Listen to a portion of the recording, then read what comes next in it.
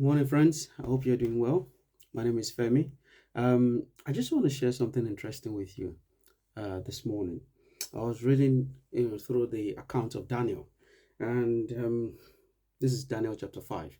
And I came across the story of Nebuchadnezzar's son, who is called Belshazzar. I hope I'm pronouncing that well. You know, this is something unusual, um, something I believe that every youth should know about. There is something we need to focus on, really, that should separate us from many, let's just say, many unbelievers out there. That is if you're a Christian, and not just by title, if you're a Christian by believing in Jesus and following his ways. Um, the king called Belshazzar was the son of Nebuchadnezzar. And you all know the story about when he saw a hand that wrote on the wall and he was worried. He didn't know what that word means, you know. And the queen remembered that there was a guy, right, who helped his father when he had a terrible dream in the past. And the interesting thing about how the queen described Daniel is what really fascinates me. Listen to this. It said the queen, right, because of the words of the king and his lords, he said he came to a banquet hall. The queen spake, saying, O king, live forever. Do not let your thoughts trouble you. Now he's talking to Belshazzar. He said, nor let your countenance change. He said, there is a man in your kingdom in whom the Spirit of the Lord, of the Holy God, dwells. He said, and in the days of your father, light and understanding and wisdom, like the wisdom of the gods. Look at that kind of description. He said, was found in him. He said, King Nebuchadnezzar, which is your father, made him the chief of the magicians, astrologers, Chaldeans, and soothsayers. Oh my God. Someone who they confirmed that has the Spirit of the Lord in him, that helped them to solve riddles, interpret dreams.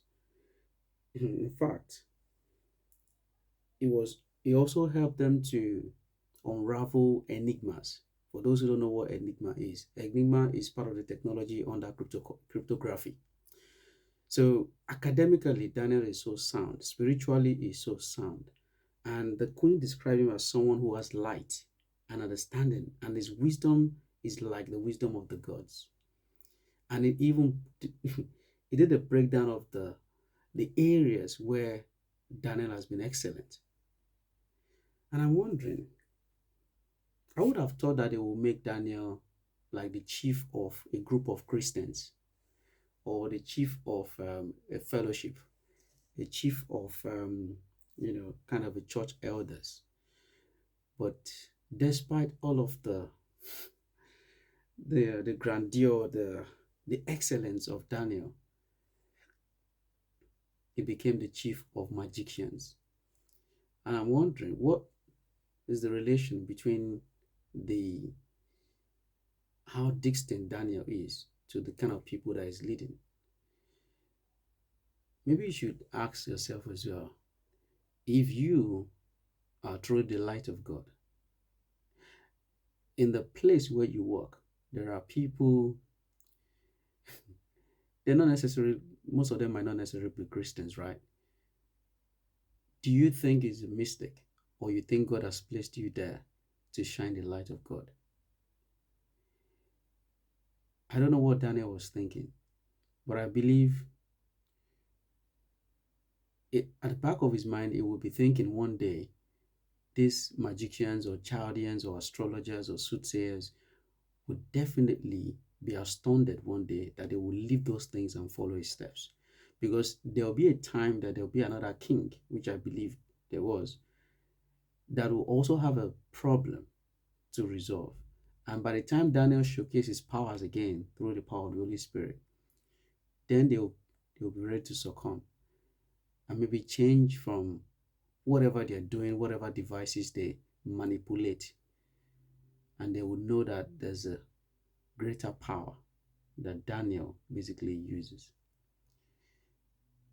So you need to really, I think the youth really need to sit down and think about their life. What are really the attributes that positions one for greatness? Is it by the hustle and bustle on just doing things without direction, or not even knowing what the Lord has called you to do? You need the light of God. You need the wisdom of God. You need the spirit of God. But the interesting thing is that all those things doesn't come just like that.